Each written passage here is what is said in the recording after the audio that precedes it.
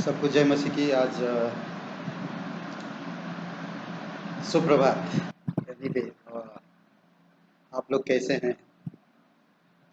आज हम लोग एक विषय बात करेंगे आनंद के ऊपर। ये पवित्र आत्मा का 9 फलों का दूसरा है जो आनंद। आज हर एक इंसान को आनंद की ज़रूरत है, खुशी की ज़रूरत है और सुख ना सुख की ज़रूरत है। आनंद इस संसार में बहुत सारे लोग आनंद को ढूंढते हैं। कोई तीर्थ यात्राएं करते हैं, कई सारे लोग आनंद को पैसों से तुलना करते हैं, कई सारे लोग आनंद को अच्छे रिश्ते और नैतिक विचारधाराओं से तुलना करते हैं। ये सब चीज़ें सब अच्छे हैं। कई सारे लोग भक्ति और अपना जीवन को इस प्रकार रखते हैं ताकि वो आनंद महसूस करें। ये सब चीज़ें बहुत अच्छा है, पर एक चीज़ आनंद जो हमें बाइबल में मिलता है। बाइबल के बहुत से ऐसे वचन हैं जो आनंद के ऊपर बात करता है।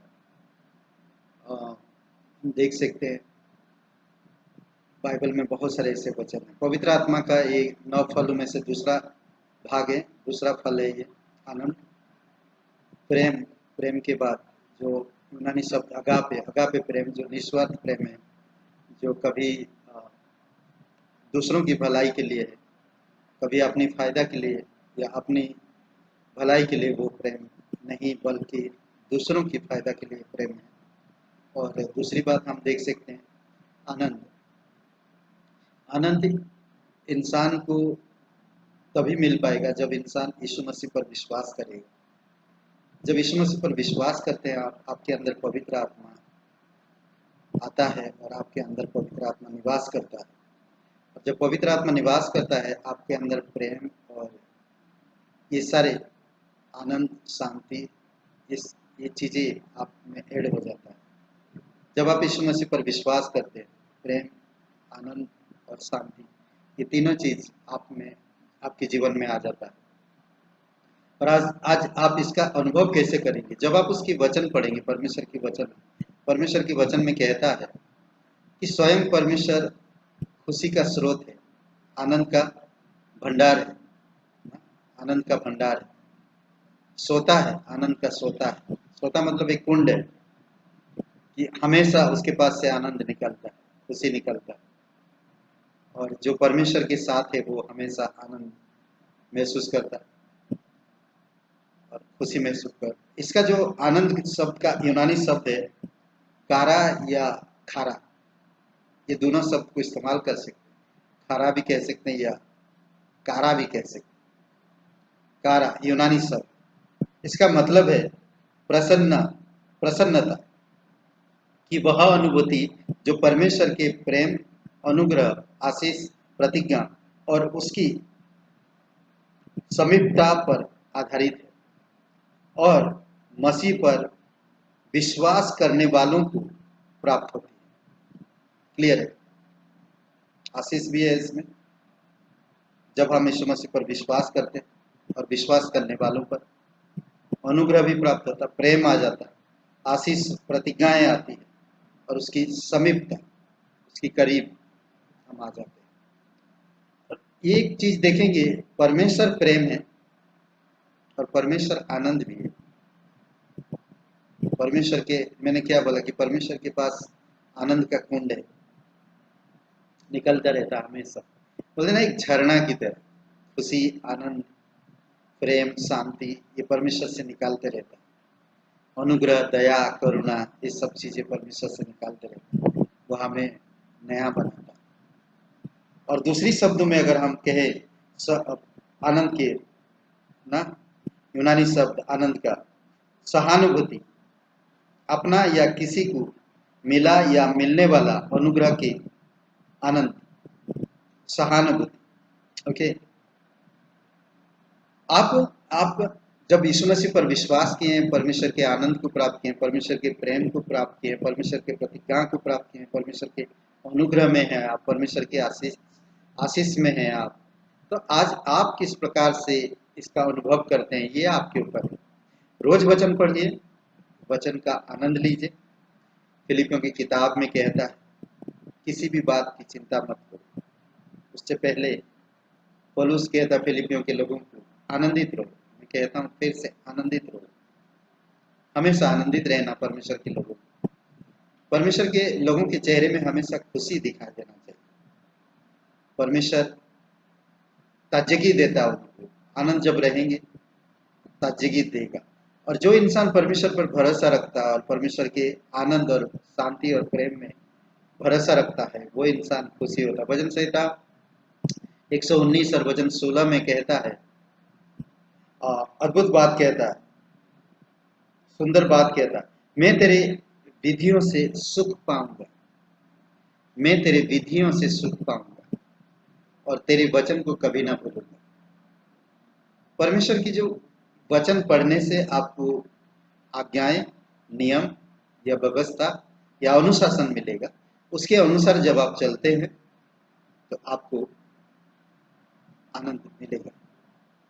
बोलते ना, कोई चीज अगर करने के लिए आपके पास खुशी नहीं है तो उस काम को करना व्यर्थ है। परमेश्वर आपकी अपराध और गुनाह को माफ किया है, आपकी रोगों को आपसे दूर किया है, आपको नया जीवन दिया है। आप परमेश्वर के हो। परमेश्वर आपको शांति, आनंद, प्रेम भरपूर देना चाहता है, अपनी अनुग्रह के साथ रखना चाहता है। देखिए, अद्भुत बात है। ओके, कहता है, शोक करने वालों के समान है परंतु सर्वदा आनंद करते रहते। मेरे जीवन को जब कोई देखते हैं तो मैं ईश्वर पर विश्वास करता हूँ, परमेश्वर के वचनों पर भरोसा रखता हूँ। परमेश्वर की विधियों, परमेश्वर के नियम से मुझे आशीष और सुख चैन मिलता है। तो कई बार हम कलेश के समान शोक मनाते रहते हैं, हमारे जीवन से शोक जैसा परिस्थितियां होती है, फिर भी एक मसीह इंसान हमेशा आनंदित होता है। दूसरा कुरिन्थियों का 6वां अध्याय वचन 10 में कहता है, आनंदित होता है। और दूसरी बात, कई बार हम कमजोरी होंगे। पौलुस जैसा कहता 12 का और वचन 9 में, दूसरा कुरिन्थियों का 12 अध्याय वचन 9 में, पौलुस का शरीर कमजोर था, शरीर में एक कांटा चुभाया गया, कुछ कुछ समय पर वो बहुत दर्द होता था और परमेश्वर से वो 3 बार प्रार्थना किया, परंतु परमेश्वर ने उसको उत्तर दिया, मेरा अनुग्रह तेरे लिए काफी है। अद्भुत बात। उस दर्द से छुटकारा पाने के लिए पौलुस प्रार्थना करता है, उस दर्द से राहत पाने के लिए पौलुस प्रार्थना करता है। पौलुस उस दर्द में दिल से परमेश्वर से प्रार्थना करता और परमेश्वर उसकी प्रार्थना को सुनता और जवाब देता कि मेरा अनुग्रह तेरे लिए काफी है। क्योंकि अनुग्रह निर्बलता में सिद्ध होता है। परमेश्वर की सामर्थ निर्बलता में सिद्ध होता है। जब हम निर्बल होंगे तभी परमेश्वर की सामर्थ काम करेगा। अगर मैं बलवंत रहूंगा, मैं ठीक ठाक रहूंगा, मेरे जीवन में कोई शोक नहीं होगा, तो मैं आनंद नहीं मना सकता। कहते हैं कि कोई भी परिस्थिति हो, आप आनंदित रहो, परमेश्वर को काम करने दो। परमेश्वर आपके जीवन को अच्छी तरह से जानता है। परमेश्वर को आप काम करने दीजिए। परमेश्वर आपसे प्यार करता है। वो आपको कभी भी शोक में या बीमारी में या परिस्थिति का जो आपकी शरीर की कमजोरियों में नहीं रखेगा। वो कुछ ना कुछ हर दिन वो बदलेगा। कहते हैं कि हमारी कमजोरी में परमेश्वर की सामर्थ सिद्ध होती है। अद्भुत बात, अद्भुत बातें कहता है। दूसरा पहला पत्रस का 1 अध्याय और वचन 8 में कहता है, विश्वास कर 8 में कहता है, ये विश्वासियों के लिए बिना देखे प्रेम रखते हो, बिना देखे विश्वास करके ऐसे आनंदित और मग्न होते हो जैसे वर्ण से बाहर है। ये सच्चा विश्वासी, ये अच्छा विश्वासी है जो बिना देखे उससे प्रेम करते हैं, जो बिना देखे उस पर भरोसा रखते हैं, विश्वास करते हैं और ऐसे आनंद होते हैं जैसे वर्ण से बाहर है, वर्ण से बाहर है। और कहता है कि महिमा से भरा हुआ है, उनका जीवन महिमा से भरा हुआ है। हम कई सारे लोगों को जीवन को देखे हैं जो बाइबल के कीड़े बोलते हैं, बाइबल की रिसर्च करते रहते, बाइबल से हर एक प्लान, बाइबल की योजनाएं, बाइबल की मिशन, बाइबल की हर एक चीज़ों को ढूंढते रहते हैं बाइबल में। उनके चेहरे में खुशी देखे। पास्टर काल के जीवन में हमेशा हमने देखा, कभी उनके चेहरे में उदासी या निराशा कभी नहीं देखा। वो हमेशा हंसते रहते, कैसे भी परिस्थिति क्यों ना हो, कैसे भी कोई विपरीत बातें क्यों ना सुना हो, हमेशा वो चेहरे उनका महिमा से भरा रहता। अंत तक उनके चेहरे हम देखे हैं कि महिमा से भरा हुआ है। डॉक्टर स्टीवन, पास्टर सिबेली, पास्टर साल, इन लोगों के जीवन में हम देखें कि महिमा भरा हुआ हमेशा। उनके चेहरे में एक स्माइल, एक एक हंसी है जो प्रेरित कर देता हमें। ये परमेश्वर की अद्भुत खुशी दिखाई देता है और महिमा दिखाई देता है। अद्भुत बात। अब वचन पढ़िए और वचन के अनुसार चलिए। आमीन। आइए प्रार्थना करते हैं। हमारे जीवित परमेश्वर, हम धन्यवाद देते हैं। कोई कमजोर हो, कोई बीमार हो, प्रभु ऐसे हालत में भी आप उनके जीवन में आनंद दीजिए, क्योंकि आनंद का स्रोत आप है।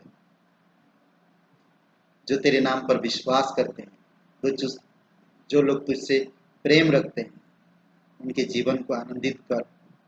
निराशा में, परेशानियों में, कई बार आज संसार में कई प्रकार की बीमारियां हैं, लोग डरते हैं पिता, तेरे लोगों को साहस से भर दे प्रभु।